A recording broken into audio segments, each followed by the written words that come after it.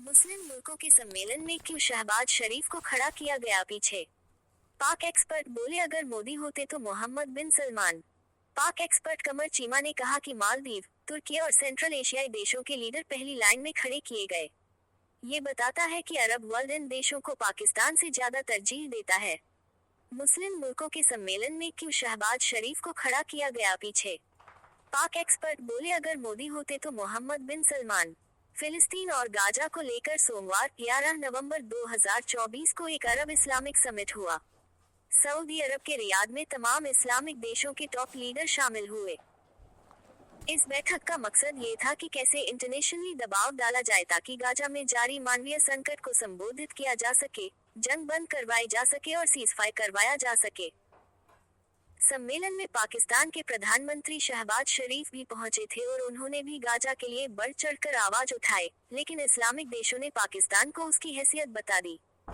सम्मेलन की एक फोटो सामने आई है, जिसमें सारे मुस्लिम मुल्कों के लीडर्स खड़े हुए हैं और शहबाज शरीफ एकदम पीछे हैं। उनका बस सिर ही नजर आ रहा है। पाक एक्सपर्ट कमर चीमा ने कहा कि मुस्लिम देशों ने ये करके बता दिया कि पाकिस्तान की उनकी नजरों में क्या वैल्यू है। उन्होंने कहा कि दूसरे एशियाई देशों के लीडर्स पहली लाइन में खड़े हैं क्योंकि अरब वर्ल्ड उन्हें पाकिस्तान से ज्यादा ताकतवर मानता है। अरब देशों को लगता है कि पाकिस्तान को तो वह कभी भी पैसे देकर बुला लेंगे क्योंकि उसको तो हमेशा जरूरत होती ही है। कमर चीमा ने कहा कि पाकिस्तानी ये बात करते हैं कि हम इतनी बड़ी न्यूक्लियर आर्म कंपनी हैं और अरब वर्ल्ड को अक्सर हमारी जरूरत पड़ती रहती है, लेकिन उन्होंने तो पीछे खड़ा कर दिया। मुस्लिम देशों ने सोचा कि पाकिस्तान का क्या है, उसको हम जब मर्जी पैसे देकर बुला लें। 4-5-10 अरब डॉलर की जरूरत उसको पड़ती रहती है। पाक एक्सपर्ट ने कहा, ये सोचने वाली बात है कि क्यों हमारे प्रधानमंत्री को बीच लाइन में खड़ा किया गया। हम तो फिलिस्तीन के बड़े चैंपियन हैं।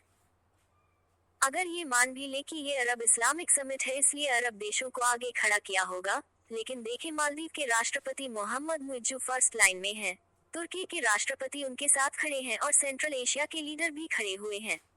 मान लो कि अरब को पहले तरजीह दी गई है। तरजीह ताकतवर को दी जाती है, अरब या नॉन अरब को नहीं दी जाती है।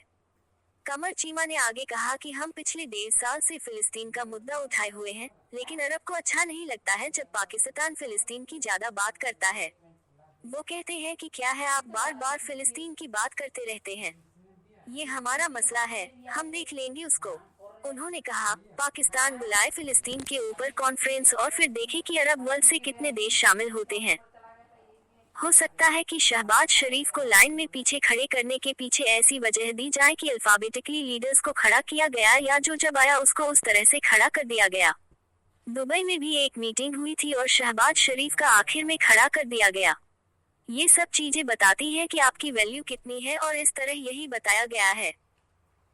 कमर चीमा ने कहा कि अगर प्रधानमंत्री नरेंद्र मोदी को सम्मेलन में बुलाया जाता तो मोहम्मद बिन सलमान उन्हें साथ खड़ा करते क्योंकि उनको पता है कि नरेंद्र मोदी की मार्केट वैल्यू क्या है।